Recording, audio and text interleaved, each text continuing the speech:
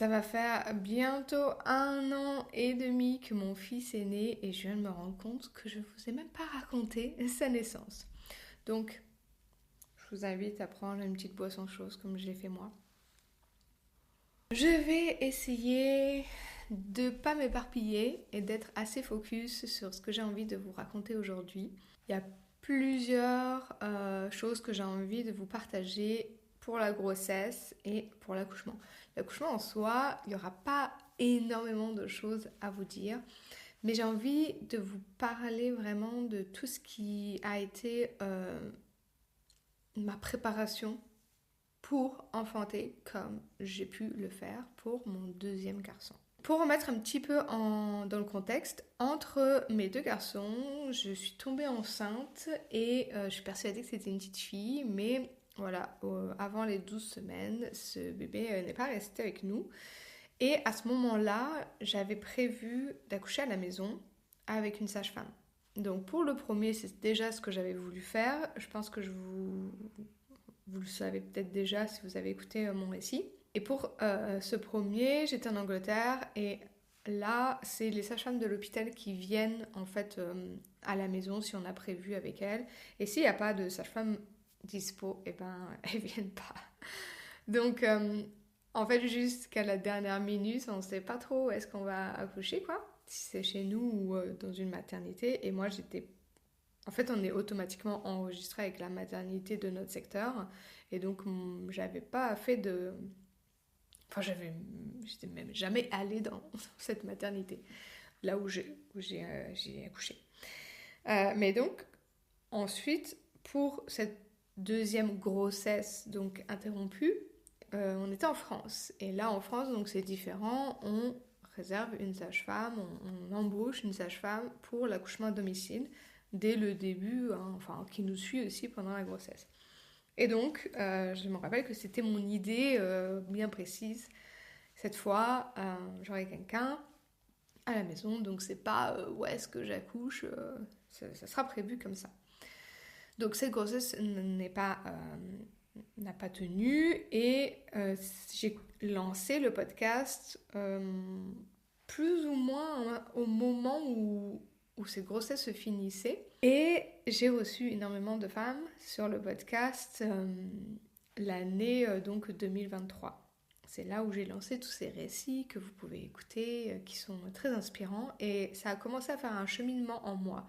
Parce que j'ai posé les questions sur un groupe Facebook, enfin plusieurs groupes Facebook. Qui est-ce qui aimerait partager son récit? La seule condition, c'est qu'il soit bien vécu. Donc à ce moment-là, aujourd'hui c'est plus vraiment ce que je recherche, mais à ce moment-là, ce que je recherchais, c'était des récits qui étaient bien vécus, mais peu importe le type. Donc si c'était césarienne, péri, pas péri, maison, pas maison, enfin bon bref, ça n'avait pas d'importance, il fallait juste que ce soit bien vécu pour qu'on ait plus d'histoires positives, parce que on a très souvent des histoires négatives qui nous sont partagées. Et ce qui a été fou, c'est que quand j'avais posé cette question sur un groupe d'accouchement non assisté, c'est là où j'ai eu le plus de femmes qui avaient envie de partager leur enfantement. Et au fur et à mesure des récits que j'ai reçus, donc évidemment toutes les femmes ont plus ou moins bien vécu, mais elles ont bien vécu leur enfantement. Mais celles qui l'avaient vécu de manière autonome, donc sans assistance médicale, à la maison, prévu comme ça, hein, sans qu'il y ait personne, parce que quand c'est pas prévu, ça peut vraiment être le contraire et on peut vraiment mal le vivre. Mais là, vraiment prévu sans sage-femme, et donc un énorme déconditionnement qui avait été fait, c'était les femmes qui avaient vraiment vécu cet enfantement le mieux. C'était vraiment incroyable à quel point ces enfantements-là étaient vraiment profondément positifs. Et là, il y a vraiment un déconditionnement, quelque chose qui s'est fait en moi avec ces femmes-là qui partageaient leur enfantement libre. Et notamment, je le recommande toujours, c'est l'épisode de Elisabeth. Elisabeth, elle a eu... Son épisode, ça avait été vraiment... on avait voulu le faire, hein, parce que ça a coupé 3-4 fois pendant son récit. Mais c'est celui qui m'a le plus marqué, vraiment. Il y a eu des phrases qu'elle a eues qui ont changé quelque chose en moi. C'est comme si j'avais ouvert un autre niveau de conscience. J'espère que je ne vous sens pas parché. J'ai entrepris un travail cet été qui a été assez important en fait dans ma façon de voir les choses, de voir la vie et beaucoup de travail intérieur. Et, euh, et tout ce qui est conscience, tout ce qui est physique quantique, tout ce qui est... Bon bref, plein de choses comme ça.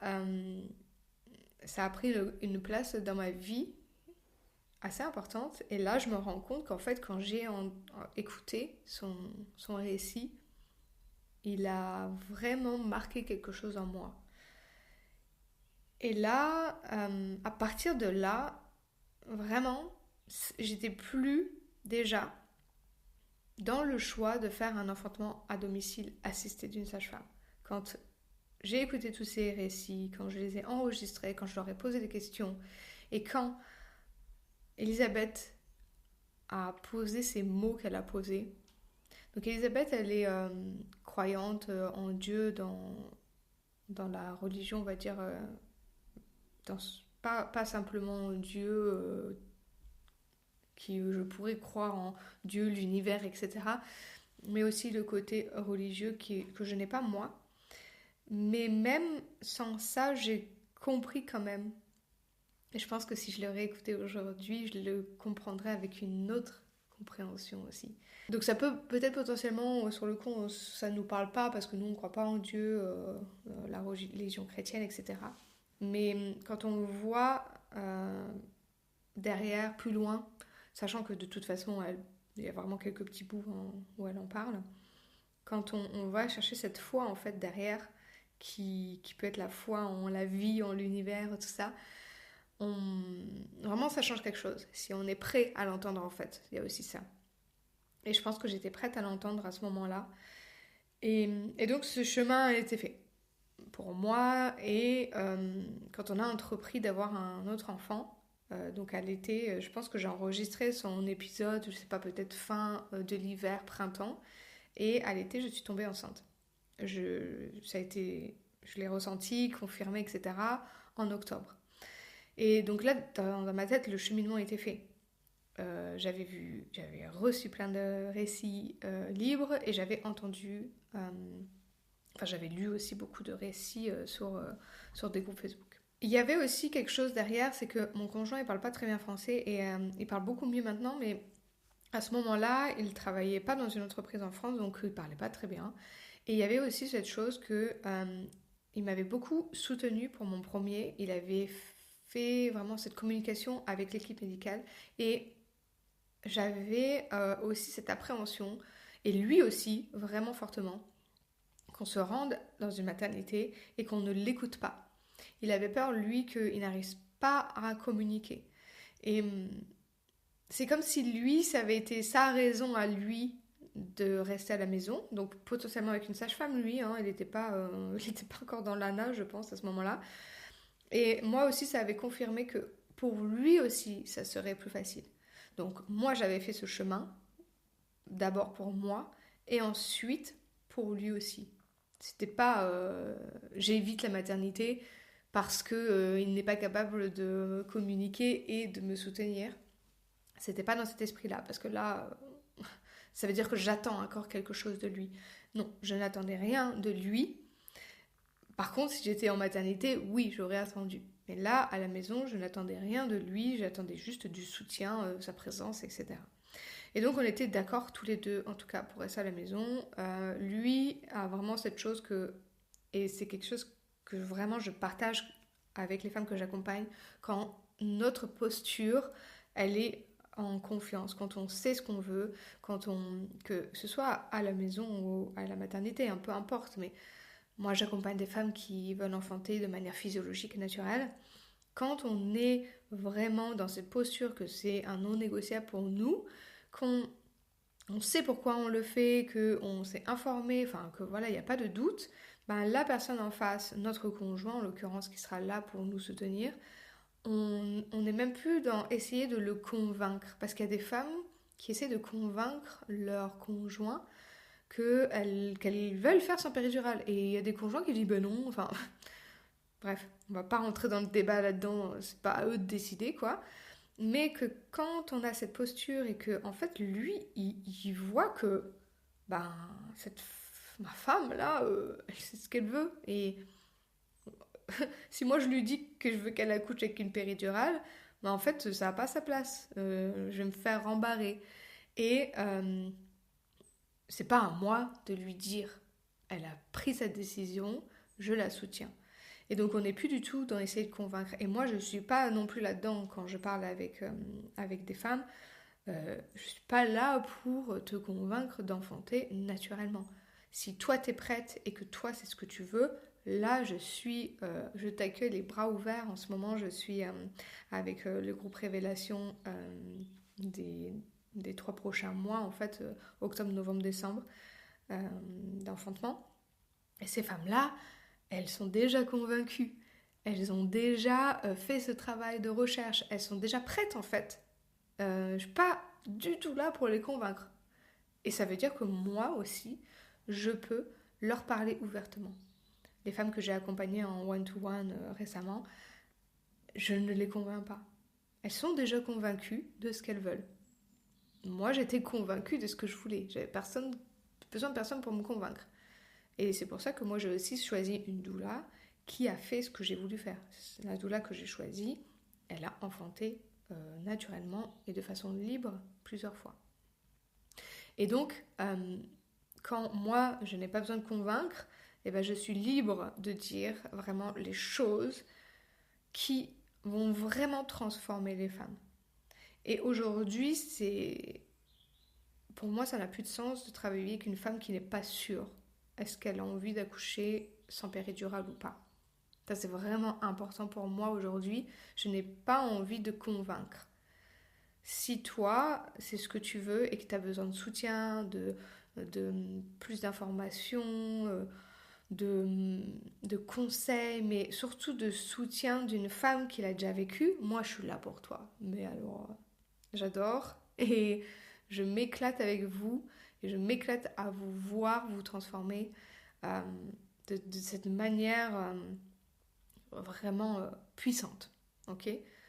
Mais si toi t'es pas sûr, moi je suis peut-être pas la bonne personne pour toi. Je pense que c'est important que tu fasses ton travail d'abord. Ton travail de déconditionnement, ton travail de toi-même, de te convaincre, est-ce que c'est vraiment ça que je veux? Et quand on se laisse un peu la porte ouverte, moi je ne dis pas que parce que c'est un non négociable, eh ben rien ne va se passer. C'est le but, mais peut-être que des choses vont se passer. Mais tu viens dans mon univers en coaching, en mentoring, en accompagnement, parce que pour toi c'est un non négociable. Si pour toi je me laisse la porte ouverte à avoir la péridurale parce que pourquoi pas, ben j'ai énormément de ressources qui peuvent t'aider à faire ton propre chemin. Et peut-être qu'une fois que tu as fait ton chemin et que tu es dans cet état d'esprit-là maintenant, ben, c'est un non négociable pour moi. Ben, donc à ce moment-là, je serais vraiment très heureuse de t'accueillir dans mes accompagnements. Bref, petit aparté, je sais même pas pourquoi je suis partie là-dedans. Mais en tout cas, pour moi, c'était un non négociable et je n'ai pas convaincu mon conjoint. C'était pour ça que je vous parlais de ça, que essayer de convaincre, donc moi, essayer de convaincre une femme d'accoucher sans péridurale, ça n'a pas de sens. Et donc vous, essayez de convaincre votre conjoint que vous voulez accoucher sans péridurale, ça n'a pas de sens non plus. Donc tout est dans la posture. Et ça marche aussi pour une équipe médicale. Les convaincre que vous voulez accoucher sans péridurale, ça n'a pas de sens. On se convainc soi-même, on travaille soi-même, on travaille sa posture, son mindset et tout ça pour que les personnes en face, elles n'aient pas d'autre choix. L'univers n'est pas d'autre choix que de mettre les choses sur nos chemins pour qu'on se sente soutenu. Donc un conjoint qui nous soutient sans avoir été convaincu, une femme comme moi qui vous accompagne et qui se met sur votre chemin, une équipe médicale qui est alignée avec votre projet ou qui, potentiellement, peut-être pas alignée, mais en tout cas, ne vous met pas des bâtons dans les roues. Tout va se mettre sur son chemin. Mais d'abord, ça commence par soi. Si nous, on n'est pas sûr, si nous, on se laisse la porte ouverte, on peut être sûr qu'au moindre petit truc, ça va se faufiler. Et si je vous parle de ça, je vais vous raconter ce qui s'est passé à la fin de ma grossesse, parce que c'est vraiment important. Et c'est quelque chose que je devrais vraiment vous raconter un peu plus souvent, parce que je sais que pas tout le monde écoute tous mes podcasts, et pas tout le monde voit toutes mes stories, etc. Mais j'en parlerai après. Donc il y avait un autre truc aussi qui était important pour moi, c'est qu'en Angleterre, la grossesse, elle n'est pas énormément suivie. On va, et puis si c'est une grossesse physiologique, on ne nous dérange pas tellement. Il n'y a pas les prises de sang tous les mois, non. Il n'y a pas de de test du diabète Gesta, sauf s'il y a des antécédents, pardon. Il y a beaucoup de choses qui sont de routine et systématiques ici en France qu'il n'y a pas là-bas. Donc, pareil pour la toxo, ça ne fait pas partie. Je me rappelle que j'avais une amie qui, elle, en était enceinte en même temps et elle avait vraiment une fixation sur la toxo et moi, vraiment, c'était quelque chose que j'avais donc regardé parce qu'elle m'en avait parlé et sur le site, on va dire le Amélie en Angleterre du NHS, là-dessus, il disait qu'il faisait plus ce test-là parce qu'en fait, il y avait plus de négatifs que de positifs, en fait, et que c'était plus de stress qu'autre chose. Et donc, ma grossesse, pour mon premier, elle a été suivie, mais bon, sans plus. Elle me mesurait le ventre. Je faisais pipi dans un pot quand même pour voir les protéines, je pense. Et c'est tout. Voilà, ça va, oui, ça va. C'était tout, même pas de Doppler, même pas, enfin rien. Et il y a 2 échographies, et c'est tout. Et donc là, déjà j'avais trouvé que c'était inutile. Parce que j'avais une grossesse physiologique, évidemment. Si j'avais eu des soucis, je pense que j'aurais bien voulu voir à chaque fois que ça allait bien. Et je savais qu'en France, il y avait beaucoup plus de choses, hein, notamment si on a la toxo, enfin si on n'a pas eu, les prises de sang, etc. Et en fait, j'avais pas envie de tout ça. Déjà, je lançais mon entreprise, donc je n'avais pas envie de sortir tous les mois ou plus pour aller faire toutes ces choses-là. J'en avais pas envie. Et moi, personnellement, je ne ressentais pas le besoin. Ça, c'est propre à chacun. Je ne vous dis pas de faire une grossesse libre, hein. C'est vraiment propre à chacun et je suis là pour vous partager mon expérience. Et ce qui s'est passé en plus, c'est que donc, je n'ai rien fait pendant les premiers 12 semaines parce que je ne voyais pas l'intérêt de rentrer dans le système, sachant que j'avais fait une fausse couche juste avant et donc j'avais pas envie de rentrer là-dedans, de me dire au cas où, je ne vais pas avoir commencé à faire des choses. Et en Angleterre d'ailleurs, ça m'avait un peu surprise parce que c'était ma première grossesse et j'avais dit ouais j'ai un test positif et puis elle m'avait dit revenez dans 8 à 10 semaines, un truc comme ça. Et je me suis dit oh, mais qu'est-ce que je fais pendant tout ce temps? Donc aujourd'hui je vois les choses évidemment beaucoup plus différemment quoi. Et donc je n'ai rien fait et je suis allée voir une sage-femme au hasard parce que pour moi, dans mon esprit, c'était je vais la voir, je déclare la grossesse et puis je fais ma life. Et heureusement en plus que j'avais vraiment ça en tête parce que déjà à ce rendez-vous-là, et c'est là où je dis, c'est pas facile de s'affirmer même quand on sait les choses et même quand on sait ce qu'on peut pas, etc. C'est vraiment un gros travail que j'ai fait par la suite parce qu'en fait je me suis rendu compte que je vais à ce rendez-vous et elle me dit ouais la prochaine fois on vérifiera le col, on fera ci.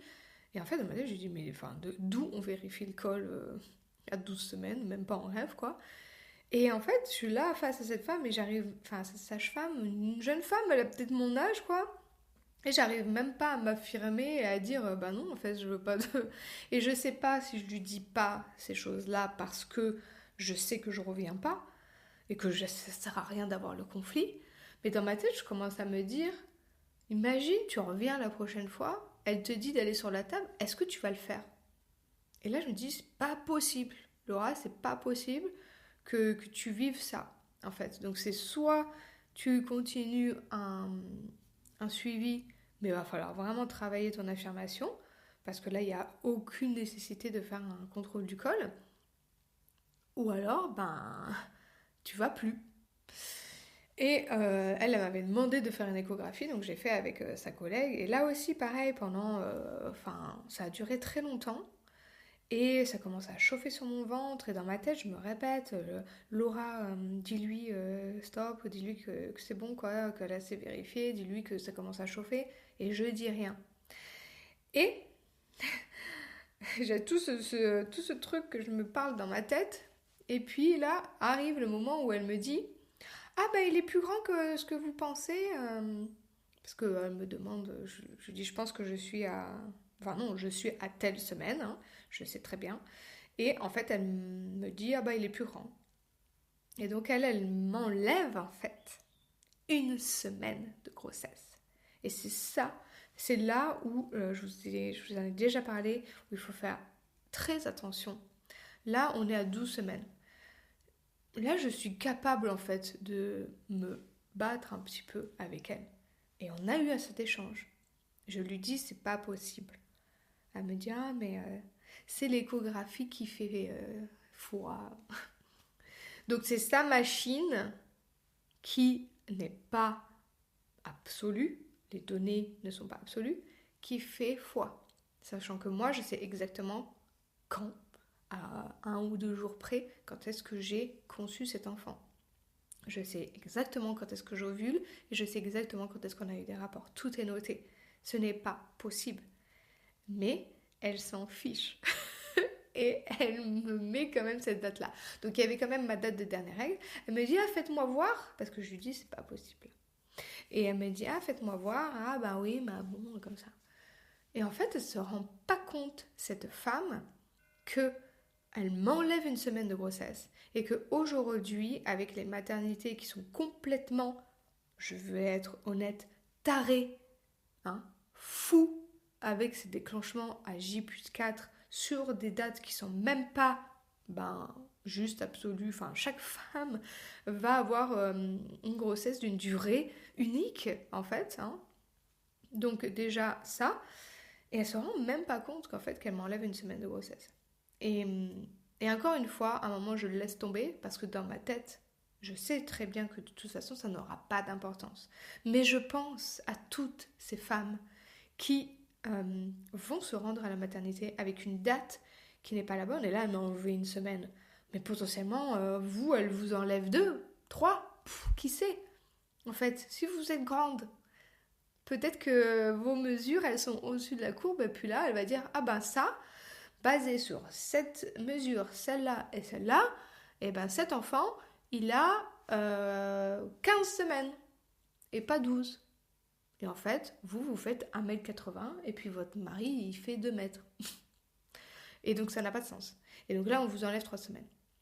Donc, moi, je pense à toutes ces femmes et je me dis, là, moi, j'ai l'information, mais en plus de ça, je m'en fiche parce que ça n'aura pas d'importance pour moi à la fin. Et dans ma tête, je vais pas y penser en fait à ce truc-là. Mais je me dis, c'est pas possible quoi. C'est pas possible de faire ça aux femmes dès le début de la grossesse. Déjà là, on ne les croit pas, on les infantilise parce que je me suis vraiment sentie infantilisée de pas connaître mon corps, de pas savoir. Ah non, vous vous êtes trompé. Il y a 1 semaine de plus que ce que vous pensez quoi. Et il s'avère qu'en plus cet enfant est beaucoup plus grand que mon premier. Il était plus grand quand il est né, donc voilà. Mais bon, passons. Et ça me... voilà. Déjà là, on commence à m'infantiliser, à me dire que je suis pas capable de comprendre mon corps, de savoir quand est-ce qu'il a ovulé, etc. Je sais qu'il y a beaucoup de femmes comme ça qui vont sûrement pas savoir, qui sont tombées enceintes, elles savent pas quand. Ok, je veux bien concevoir que vous, les soignants, parfois, vous êtes confrontés à des femmes qui ne savent pas. Ok, mais moi, là, je sais. Je suis en train d'essayer d'argumenter, de me justifier, d'avoir une discussion, et on ne m'écoute pas. Et ça, c'est pas normal. Ça, c'est pas normal de ne pas s'adapter à la personne qu'on a en face de nous.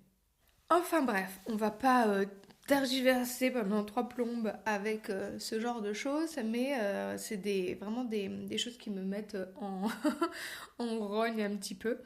Et, euh, et c'est ça, c'est ce que je disais, c'est que quand moi, en l'occurrence, je savais que ça ne me poserait pas de problème, mais pour toutes ces femmes qui vont passer par là aussi, et je sais qu'il y en a énormément qui se font donner des dates, ça n'avait pas d'importance à la fin qu'on nous laissait enfanter quand notre bébé est prêt, quand notre corps est prêt.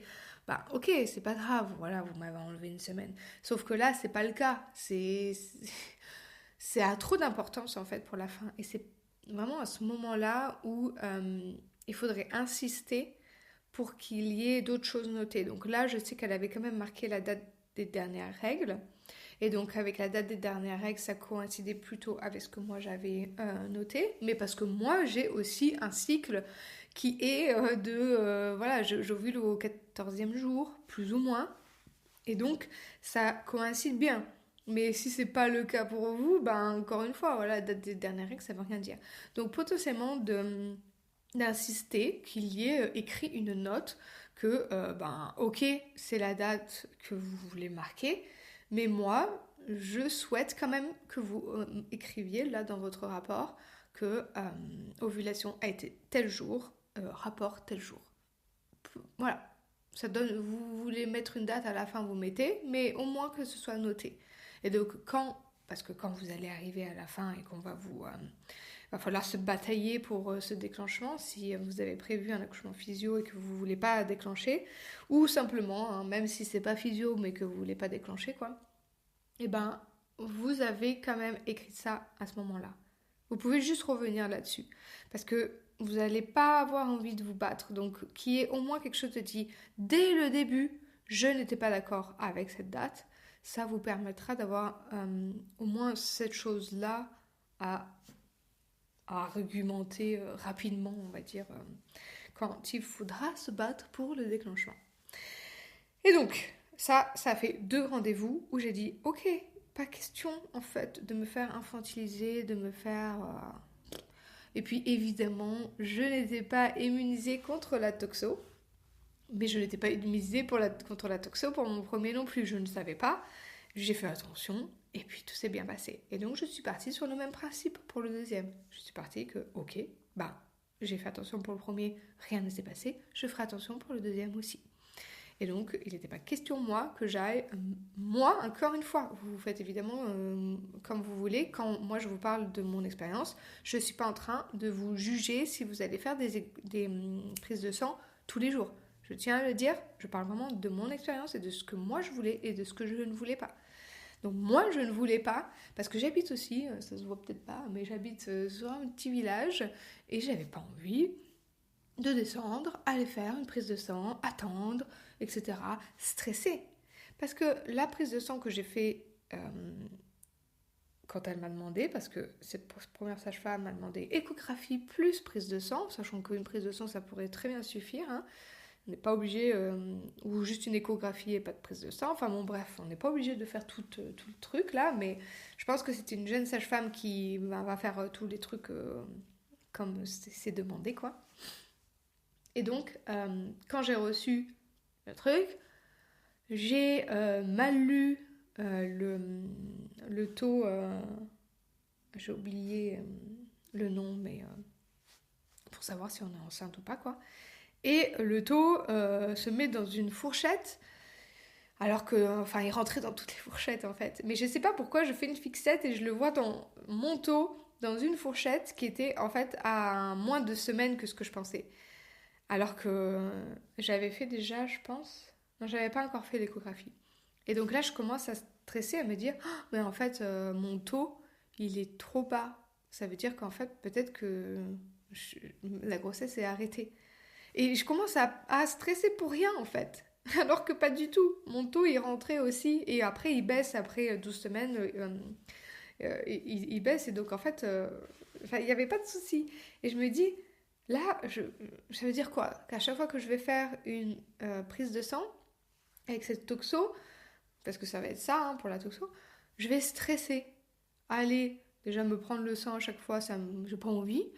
Et ensuite, à chaque fois que je vais recevoir et attendre les résultats, je vais stresser. Bah non, en fait, je veux faire confiance. Et il y avait aussi le fait que, et ça c'était super important, j'ai décidé que j'allais enfanter librement chez moi, sans assistance médicale. Parce que contrairement à mon premier où on a eu cette sage-femme qui est venue à la maison et qui nous a fait transférer à l'hôpital parce qu'elle n'avait pas envie de rester là, j'avais plus envie qu'il y ait quelqu'un qui décide pour moi.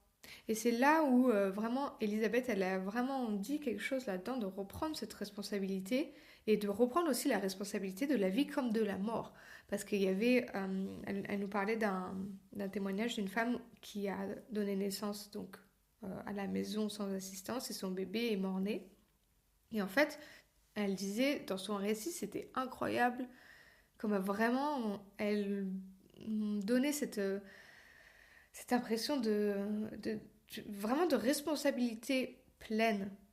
Et j'accepte que quand je donne la vie, je donne la mort. Parce que quand on donne la vie, au bout, on va pas vivre indéfiniment. Et donc, en même temps qu'on donne la vie, on donne la mort à un moment donné. Et donc là, elle avait son témoignage vraiment rempli de résilience et de... C'était fou et je l'avais vu ce témoignage, mais je n'avais pas tout lu. Et donc elle avait parlé de ça, et là je me disais, en fait, comment est-ce que je peux prendre cette responsabilité de mon enfantement complètement libre, sans assistance médicale, et donc de me faire complètement confiance à moi, à mon bébé, en la vie, et parallèlement attendre chaque mois que quelqu'un me dise oui, tout va bien, comme ça avait été le cas pour mon premier. En fait, à chaque fois, c'est ça qu'on allait faire. Parce que, bon, moi, ça va, mais on ne sait pas trop. Et est-ce que ça va mon bébé ne bouge pas encore. Et en fait, on ne sait pas trop, quoi. Et on ne sait pas trop qu'est-ce qu'on attend non plus. Et puis, en fait, on attend qu'on nous dise que tout va bien. Et là, je m'étais dit, je ne peux pas attendre chaque mois qu'on me dise que tout va bien et avoir personne qui me dise que tout va bien à la fin, en fait. Et c'est aussi ça quand on va à la maternité et puis qu'on accepte certains protocoles et pas d'autres, c'est un peu délicat parce que pourquoi on est là, en fait? Qu'est-ce qui nous empêche de rester chez nous? Et se poser cette question, c'est quand même vraiment important, je pense. Aujourd'hui, je te pose la question, si toi tu veux un enfantement naturel, physio, pourquoi tu restes pas chez toi sans assistance médicale? Je te dis pas ça pour que tu le fasses, je te pose la question pour que tu réfléchisses à ce que toi tu attends de la maternité. Toi, qu'est-ce que tu attends d'une sage-femme? Parce que si tu veux un enfantement naturel et que tu vas à la maternité et que tu attends des choses d'eux, ça peut potentiellement, toi-même, inconsciemment, te mettre des bâtons dans les roues. Si tu attends quelque chose d'eux, ça peut être compliqué en maternité d'avoir un accouchement physio. Parce qu'eux, ils sont pas faits pour ça. Leur vision, elle n'est pas dans l'accouchement naturel. Ils n'ont jamais vu un accouchement autonome. Pour eux, c'est dangereux. Donc, si tu vas à la maternité, mais que dans ta tête, c'est clair que si ton conjoint il était partant, si vraiment tu t'es déconditionné vraiment complètement, que l'enfantement c'est pas dangereux, etc., que t'as pas besoin du au cas où, si tu t'es déconditionné à ce niveau-là, mais pas au point de vraiment rester chez toi, tu vas là-bas et tu accouches de manière naturelle, parce que t'attends rien de... Nous, pour le premier, qu'on voulait rester à la maison, quand on est allé à la maternité, on n'attendait rien d'eux. Il y avait des options comme une péridurale, comme accélérer le travail, comme un monito constant. C'était des options. Moi, je pars du principe que je voulais rester chez moi. C'est pareil pour le séjour de la maternité. Je voulais rester chez moi, donc je ne reste pas. C'est une option. Si moi j'ai envie parce que ils me soutiennent et puis je me sens bien là-bas, je reste, pardon. Mais quand je pars du principe que je voulais accoucher à la maison, il n'y a pas de péridurale en fait. Il n'y a pas de monito constant. Il n'y a pas toutes ces choses-là. Et là, c'est avec une sage-femme, donc il y avait des choses qui auraient pu faire partie de mon enfantement, même à la maison. Mais en partant de ce principe-là, c'est prouvé, quand les femmes, elles ont prévu un enfantement naturel, même si juste pensaient que c'est quelque chose qu'elles auraient voulu faire, et que, peut-être chez eux, c'est pas adapté, peut-être qu'ils ont d'autres enfants, puis ils n'ont pas envie d'enfanter devant eux, enfin, je sais pas. Quand on a prévu ça, mais qu'on va quand même à la maternité, apparemment, il y aurait moins d'interventions. Parce qu'en fait, on est déconditionné et on est conditionné pour se dire que tout va bien et que potentiellement, en fait, on pourrait rester chez nous et ça se passerait aussi bien, voire mieux. Et donc, quand on va là-bas, tous ces protocoles, en fait, c'est des options. On les voit vraiment comme ça. Bah non, en fait, je veux pas ça. Bah non, en fait, je veux pas ça. Parce que moi, si j'étais chez moi, j'aurais pas ça. Donc, à moins qu'il y ait un problème, je veux pas ces choses-là. Et donc, ça, c'est vraiment une question que je t'invite à te poser aujourd'hui. Pourquoi est-ce que tu restes pas chez toi sans personne? Pas pour que tu le fasses, mais pour que tu te demandes, toi, qu'est-ce que tu attends de la maternité quand tu vas là-bas? Et ces choses que tu attends, est-ce qu'elles pourraient mettre en péril ton projet physio? Et donc, travailler là-dessus. Et moi, je peux t'aider si tu veux qu'on travaille ensemble là-dessus. Donc, pour revenir à ça, il a vraiment fallu que je me déconditionne de la grossesse aussi, parce que ça, c'est un autre niveau, hein, parce qu'il y a beaucoup de femmes qui font des enfantements non assistés, mais qui font en plus une grossesse libre. Voilà, c'est pas souvent. Et heureusement que j'ai trouvé une fille qui le faisait aussi, donc on a pu discuter ensemble un peu de... Parce qu'il y a toujours un peu cette pression aussi, est-ce qu'on a droit, est-ce que c'est le rendez-vous obligatoire, etc. Enfin, rien n'est jamais obligatoire. Mais donc ensuite, voilà, je n'ai plus rien fait après ces rendez-vous-là. Et j'ai vu une sage-femme à un moment donné, parce que pendant ma campagne de crowdfunding, de financement participatif pour les cartes pratiques de l'accouchement, j'étais enceinte, hein, je sais plus, 6-7 mois, je sais plus trop. Et ça a été, je pense que j'ai fait un peu une surcharge en fait, j'avais un peu trop donné je pense, et à un moment j'ai eu des symptômes un jour pas terribles quoi, et donc j'étais allée voir. Donc c'est vraiment ça en fait. Moi je ressens pas le besoin d'aller tous les mois vérifier que mon bébé va bien. Par contre là je me sens pas bien, bah, je vais voir une sage-femme ou un docteur ou peu importe. Et j'étais allée voir quelqu'un qui m'avait été recommandé et j'étais allée la voir pour ça. Et c'est toujours un peu le souci, c'est que ben là, on commence à faire un, un dossier, et puis si, et puis vous avez rien fait depuis quand, et puis et l'écho du deuxième trimestre, bah, je vous la mets, enfin bon bref. Et c'est toujours un peu délicat parce que voilà, moi je suis venue là parce que j'avais besoin de venir vous voir parce que ça n'allait pas, j'avais des maux de tête, j'avais des vomissements, enfin j'avais eu un truc un peu lourd quoi. Et on vient me parler de tout ce suivi de grossesse en fait que je veux pas faire quoi. Et au final, voilà, puis les rendez-vous de préparation à l'accouchement, etc. Et donc je lui dis voilà, moi je ressens pas le besoin de faire des rendez-vous. Par contre, quand vous faites de l'acupuncture, je voudrais bien pour me relaxer un petit peu parce que je sens que c'est vraiment ça qui allait pas quoi. Donc moi, c'est pas spécialement pour le suivi que je suis là. J'avais quelque chose qui m'a tracassée et j'ai pris rendez-vous.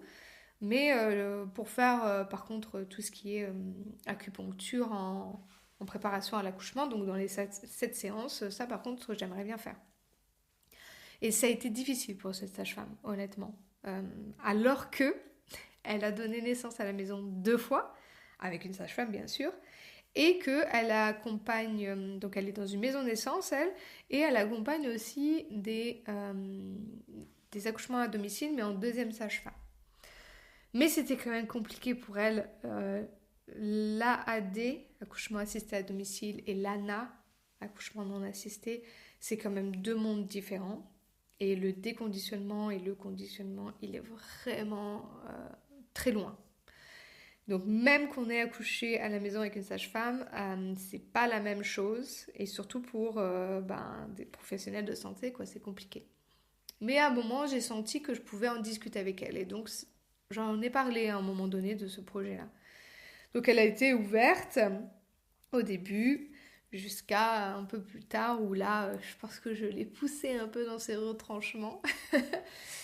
Euh, et en fait, à chaque fois, donc elle me faisait de la médecine chinoise avec l'acupuncture et des massages. Et puis, on arrivait l'été et j'habite à Nice, donc il faisait chaud et mes jambes, je fais de la rétention d'eau. Et en fait, elle, ça l'a dérangée. Elle voulait que je fasse prise de sang, protéines dans les urines. Enfin bon, bref, elle voulait que je fasse toutes ces choses-là. Et moi, je faisais pas. Et j'ai pas fait l'échographie qu'elle m'a quand même donné l'ordonnance alors que je lui ai dit non. Enfin voilà. Et donc moi, je reste sur ma position. Parce que j'ai fait ce travail. J'ai fait ce travail de déconditionnement et je sais ce que je veux. Et là, moi, je ne ressens pas le besoin de faire une échographie. Moi, je ne ressens pas le besoin de faire une prise de sang. Moi, ça va. Euh, voilà, je ne ressens pas. On avait quand même fait les protéines dans les urines euh, quand j'ai eu justement ce moment où ça allait pas, parce que ça pouvait être aussi des signes de préclampsie. Au final, pas du tout. Donc, ok, tout va bien, il n'y a rien. Ok. Donc, voilà, moi, je ne ressens pas le besoin. Et si je le fais, je vais le faire pour elle, pour la rassurer elle, alors que elle ne fait pas mon suivi de grossesse. Elle me fait simplement de la préparation à l'accouchement avec de l'acupuncture et des massages. Et donc, moi, je ne vais pas me soumettre à la rassurer elle, en fait. Ça n'a pas de sens. Ça n'a pas de sens et c'est pas ce que je voulais faire. Donc, je faisais pas et à un moment donné, donc elle a plus, parce que je pense que elle, dans son esprit, parce qu'elle me donnait toutes ces ordonnances et que je faisais pas, je pense que elle, dans son esprit, elle me voyait aussi un peu pour le suivi, alors que moi non. Et donc, à un moment donné, elle m'a dit qu'elle ne voulait plus me suivre pour le suivi parce que voilà, ça l'a poussée trop loin dans ses retranchements. Le fait qu'elle n'ait pas d'écho qui disent que oui, c'est ok, qu'elle n'ait pas de prise de sang qui lui disent oui, c'est ok, donc elle n'est pas toute. Parce qu'on se rappelle qu'ils ne sont pas dans notre corps et c'est pour ça aussi à l'enfantement, ils ne sont pas dans notre corps, donc c'est pour ça les monitos, c'est pour ça les touchés vaginaux, eux ça leur permet de contrôler tout ça, d'être dans le contrôle parce qu'ils ne savent pas ce que nous on ressent. Et là, c'était vraiment ça. Et ça, elle m'a dit, moi je suis pas encore là. Elle m'a dit honnêtement, moi je suis pas encore là de laisser, euh, de ne pas vérifier ces choses-là et de faire confiance en moi en fait, de me faire confiance que tout va bien. Elle n'était pas encore là. Pour elle, c'était sa responsabilité. Et moi, je lui dis, moi, pas de souci, on ne fait pas de suivi. De toute façon, comme je disais, pour moi, je ne voulais pas faire de suivi. Et donc, ça a été noté, on va dire, entre elle et moi, ok, on ne fait pas de suivi, on fait juste l'acupuncture. Donc voilà, c'était ce que je voulais de toute façon. Jusqu'au moment où, ben voilà, mes jambes, elles étaient gonflées, et puis elles commencent encore à revenir sur la prééclampsie, etc. Alors que ma pression artérielle, elle allait bien, enfin, il n'y avait pas de problème, il y avait aucun signe. C'était juste que je faisais de la rétention d'eau parce que j'étais énormément enceinte et qu'il faisait chaud, quoi. Et, euh, et peut-être que je buvais pas assez, et peut-être que je mangeais pas comme il fallait. Enfin bon, bref, il y a énormément de choses à prendre en compte. Mais elle insistait quand même, et voilà. Et à un moment, là encore, ça l'a repoussé trop loin dans ses retranchements. Et euh, à une semaine, et donc c'est ça que je voulais vous parler, une semaine de mon accouchement, elle m'a envoyé un mail comme ça. Mais alors, le truc énorme. Et là-dedans, toutes les peurs qu'elle a pu... enfin, vraiment, des peurs, une liste à gogo. Parce que j'avais quand même fait une fois une prise de sang. Je pense que c'est ce moment-là, là, quand ça allait pas trop, j'avais quand même fait. Et là, mon taux de ferrite, enfin, je sais plus lequel, mais mon taux de fer, il était très bas. Et en fait, c'était le même qu'au début de la grossesse. Ça n'avait pas chuté plus que ça.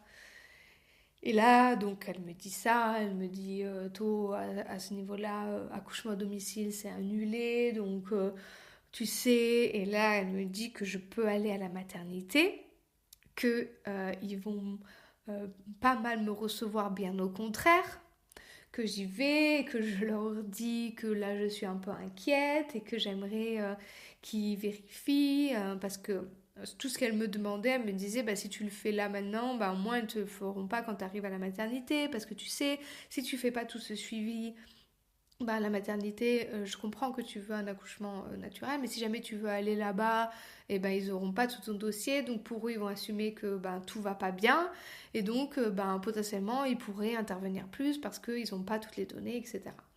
Et en fait, essayer, encore une fois, de manipuler par la peur. Là, son email, c'était un email rempli de peur, vraiment rempli de peur. Même à l'accouchement à domicile, donc annulé avec un taux pareil de fer. Et potentiellement, si jamais on le fait quand même, euh, si le taux est bas, bah, il y aura quand même l'ocytocine de synthèse même à la maison, parce que avec un taux comme ça, les hémorragies, etc. Sauf que moi, j'avais fait mes recherches. Moi, j'ai pris son email, j'ai compris qu'il était pour se décharger de ses peurs, se décharger de sa responsabilité. Moi, je lui ai dit tout ce que j'avais à dire. Si jamais il arrive quelque chose, elle ne pourra pas dire que je l'ai suivi et que je lui ai pas dit qu'il y avait les choses. En fait, c'était ça. C'était je me décharge déjà émotionnellement parce que c'est difficile pour moi que cette femme ne veuille rien faire. Et en plus, je me décharge légalement. Et j'ai pris chaque point. Et ça a été... Et évidemment, ça vient d'un énorme travail. Et c'est là aussi où j'étais contente d'avoir ma doula. Et c'est là où je sais que c'est super important. C'est pour ça que moi, j'accompagne en fin de grossesse. Parce qu'on a ces rendez-vous. Donc là, moi, en l'occurrence, c'était pas un rendez-vous, c'était un email où elle me disait qu'elle ne voulait plus, même plus, faire l'acupuncture. Parce que elle ne voulait pas que je me repose sur la médecine chinoise pensant que tout allait bien. Alors que moi, je n'attendais pas d'elle qu'elle me dise que tout allait bien. Et quand elle me disait le massage, les jambes, etc., j'attendais pas d'elle qu'elle me dise que tout va bien. Pour moi, tout allait bien, en fait. Il n'y avait pas de souci.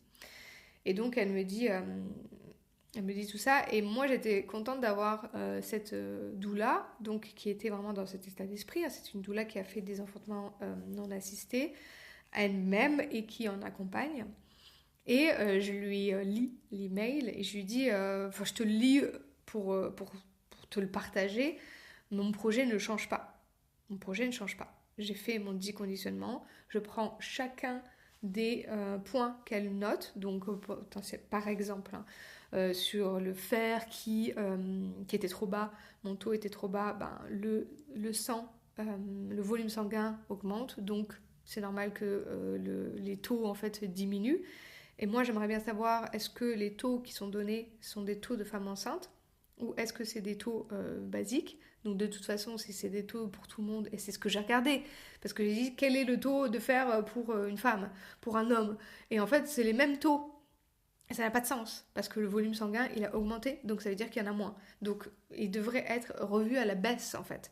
Et même Michel Audin, il en parle, que c'est normal, etc. Et donc, voilà, déjà ça, je déconstruis. Ensuite, quand elle me dit d'aller à la maternité, qu'on va rien me dire, je ne suis inscrite dans aucune maternité. Moi, je ne veux pas qu'on me dérange à la fin de ma grossesse, qu'on m'appelle, etc. Je ne vois pas la nécessité d'aller m'inscrire, sachant que je ne vais pas y aller. Si jamais je ressens moi qu'il y a quelque chose et que j'ai envie d'y aller, bah, j'y vais. En fait, c'est pas grave que je ne sois pas inscrite. J'y vais et c'est tout. On va m'accueillir. Hein. Ils vont pas me renvoyer chez moi parce que je ne suis pas inscrite dans la maternité. Et donc voilà, je décortique chaque chose et avec mes connaissances, avec mon ressenti et avec aussi l'analyse, l'observation que elle me partage ses peurs. Et je le partage je le partage à ma doula et ça fait du bien d'avoir quelqu'un qui me confirme en fait ça. Là, vraiment, voilà, elle te met toutes ses peurs, etc. Et donc moi, je réponds même pas en fait à son mail où j'ai dû lui dire merci pour vos inquiétudes. C'est noté qu'on fait plus, on fait même plus l'acupuncture quoi. Et en plus, c'est marrant parce que cette semaine-là, j'avais même pas envie d'y aller. Et je pense que j'avais déjà... ça annonçait en fait que l'accouchement allait arriver. Parce que déjà, à ce moment-là, j'avais pas envie de sortir de chez moi. J'avais rendez-vous le lendemain ou le surlendemain et j'avais pas envie d'y aller. Donc, encore une fois, voilà, les choses se sont mises sur mon chemin, pas pour rien. Et donc, je n'ai pas eu à aller. Et elle a dû envoyer ça dans le week-end ou le lundi, je sais plus. Et le vendredi, j'ai accouché. Ça fait déjà 1 heure que je raconte tout ça. Donc, je vais arrêter ce récit. Ce sera en 2 parties, comme j'avais fait pour le premier. Un peu de contexte par rapport à la grossesse. Ça a été beaucoup de travail de déconditionnement parce que j'avais déjà fait beaucoup de travail d'information. Et c'est là aussi où je trouve que c'est super important quand c'est un premier bébé ou qu'on n'a pas accouché de manière physio et que c'est ce qu'on veut, c'est ce dont je parle aux femmes que j'accompagne en ce moment. En fait, incarner euh, ce qu'on veut pour son accouchement, c'est compliqué quand on l'a jamais vécu. Et c'est pour ça que pour moi, c'est primordial aujourd'hui, j'ose le dire, si toi tu veux enfanter de manière physio et que tu as envie d'être accompagné, il faut que tu choisisses quelqu'un qui est dans cet esprit-là. Je partageais le message que Méline avait reçu d'une accompagnante périnatale qu'elle avait en plus de moi, qui la suivait aussi, et qui en fait lui donnait encore des informations lisses, des informations de soumission. Bah si l'ocytocine pour le placenta c'est obligé, ils vont pas te laisser le choix, etc. Et en fait, ça c'est pas aligné. Si toi tu veux un enfantement physio, tu peux pas avoir quelqu'un comme ça qui t'accompagne. Parce que cette personne-là, en fait, elle va pas te donner la confiance, elle va pas te rendre ton pouvoir. Là, elle te l'enlève encore. Elle te donne encore euh, j'ai envie de dire des outils pour mieux être soumise, quoi. Non, non, l'ocytocine pour le placenta, tu es totalement en droit de le refuser. Ouais, ça va pas être facile, ça c'est clair. Mais non, c'est pas automatique. Si on doit te demander ton consentement, non, c'est pas obligé. Enfin, bref. Et donc, pour moi aujourd'hui, maintenant, j'ose le dire. Si tu veux enfanter d'une certaine manière et que tu veux être accompagné pour te donner toutes les chances, pour vraiment te pousser te challenger en fait pour essayer de balayer tous les derniers doutes, toutes les dernières croyances que tu peux avoir, pour moi c'est primordial d'avoir quelqu'un qui a vécu ce que tu as voulu vivre. La doula que moi j'ai choisi a enfanté à la maison, une fois avec une sage-femme et les 2 autres fois sans assistance. Ok, moi j'ai choisi quelqu'un qui a fait ce que je veux faire. Si j'avais pris une doula qui a accouché à la maison de manière, en maternité de manière traumatique, qui s'est rendu compte qu'il y avait un problème et donc aujourd'hui veut accompagner les femmes, mais qui l'a pas vécu, ben non, parce qu'elle a encore des choses qu'elle n'a pas travaillées. Moi aujourd'hui, tout ce déconditionnement-là, je l'ai fait. J'ai fait ce déconditionnement, donc je n'ai pas de peur par rapport à l'enfantement. Et donc, je ne vais pas te donner de peur, je ne vais pas te donner d'informations pour te soumettre. Je vais te donner des informations, je vais te donner des clés, je vais te donner tout ce que j'ai en fait pour que tu retrouves ton pouvoir et que tu te donnes toutes les chances pour enfanter de manière physio, si c'est ton projet.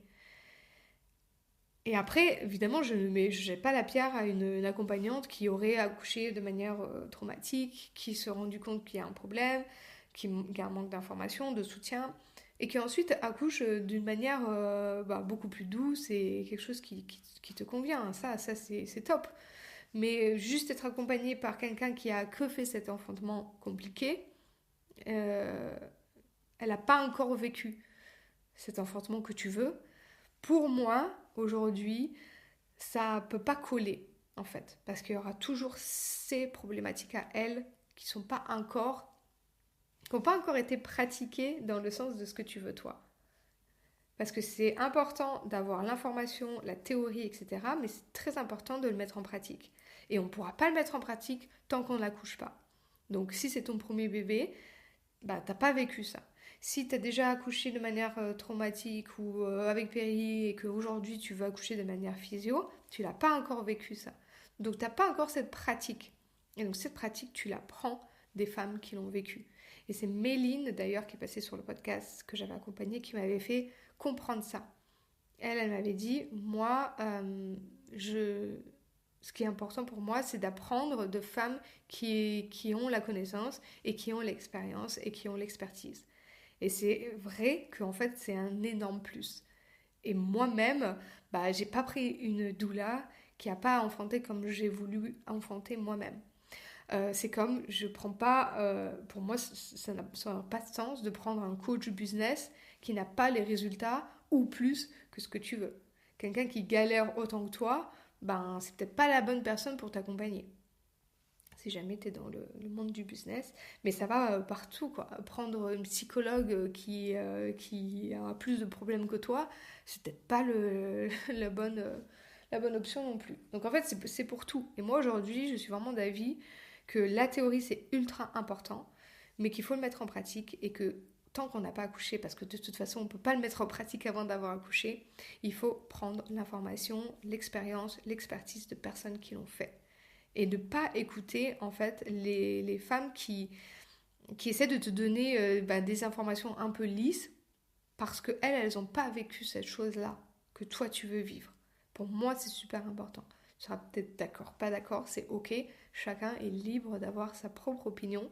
Et aujourd'hui, c'est cette opinion-là que moi j'ai et que je me rends compte en fait que c'est ce que les femmes cherchent en venant travailler avec moi. C'est cette inspiration de vivre ce que moi j'ai vécu et de te permettre de transformer avant ton enfantement pour que toi aussi tu vives ça.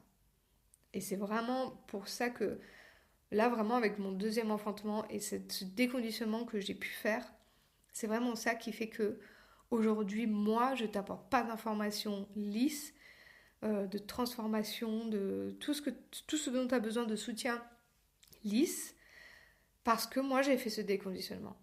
Je l'ai fait pour que je puisse t'accompagner d'une manière libre, en fait.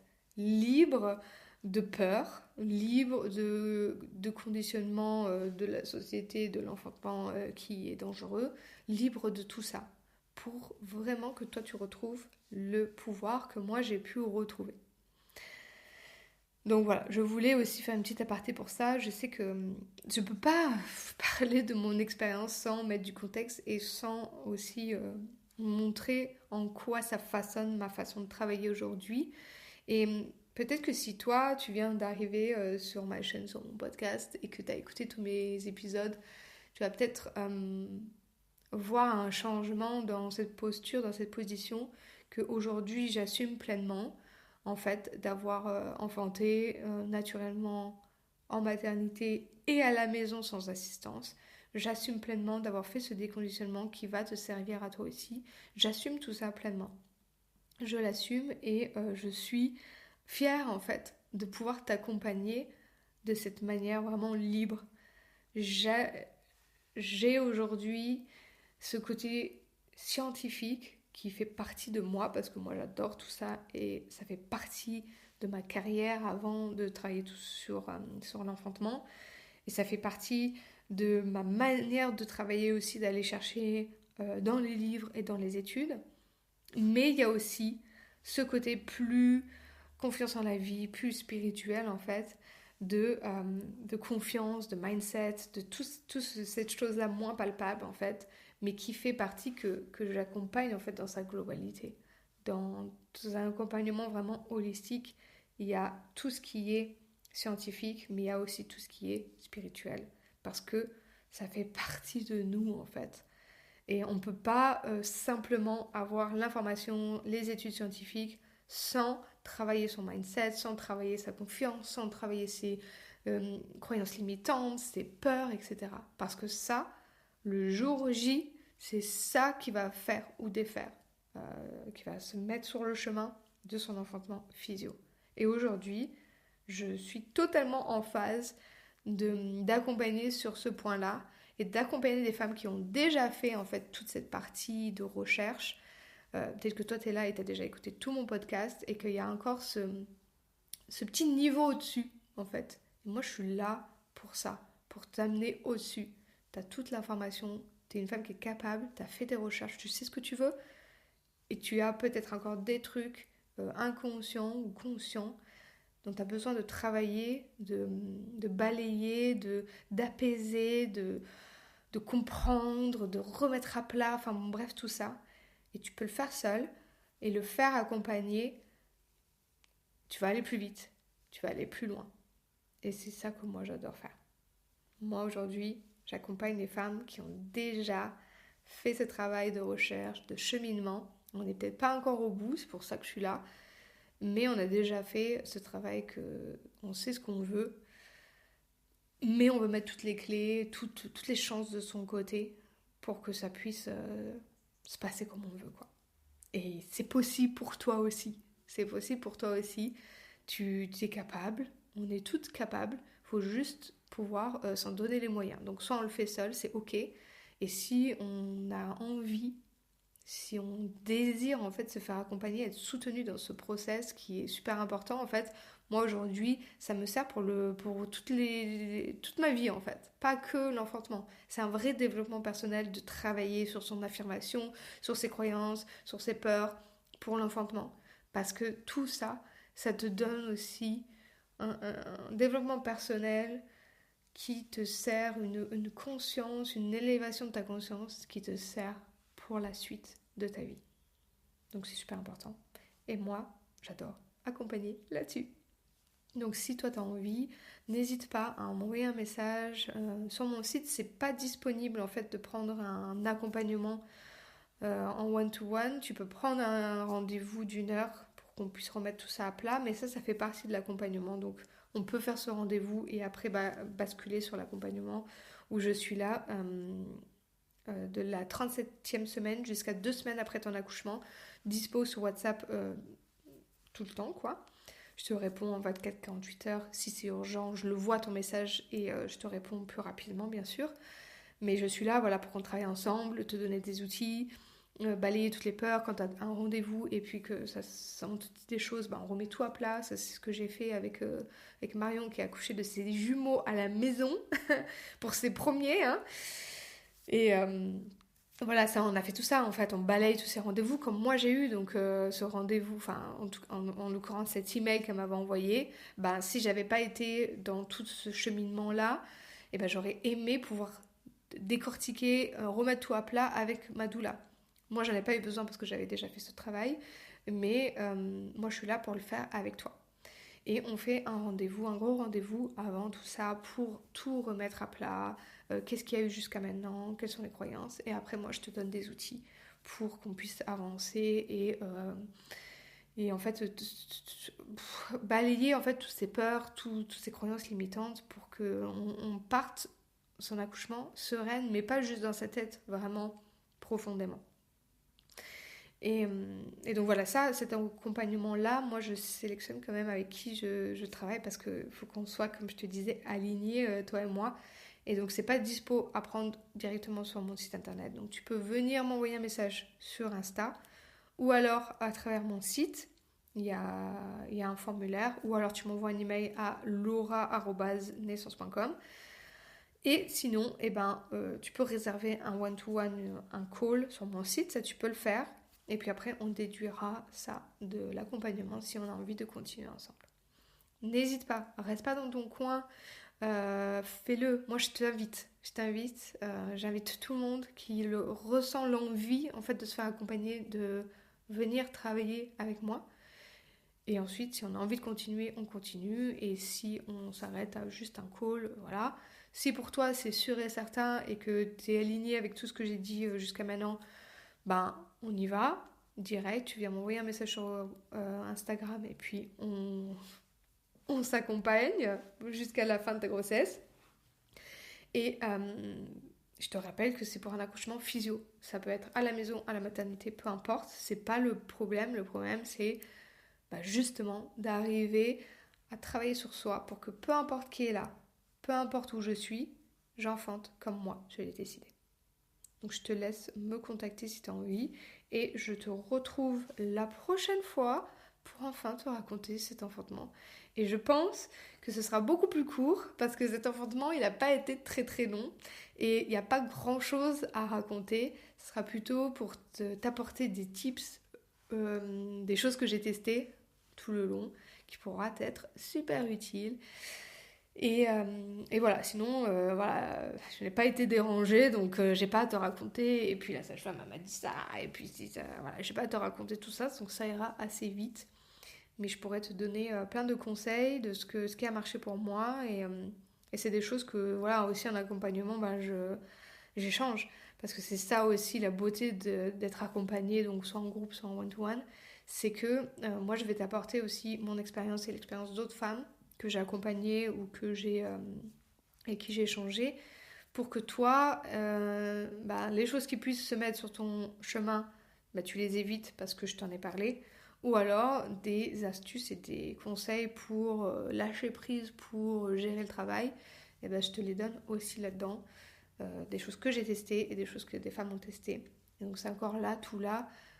La théorie, c'est bien, mais pouvoir avoir l'expérience et l'expertise de femmes qui l'ont vécu et qui ont accompagné des femmes qui l'ont vécu, c'est encore mieux. Allez, j'arrête pour cet épisode très long et je te retrouve, je pense la semaine prochaine pour te raconter mon enfantement. Ciao!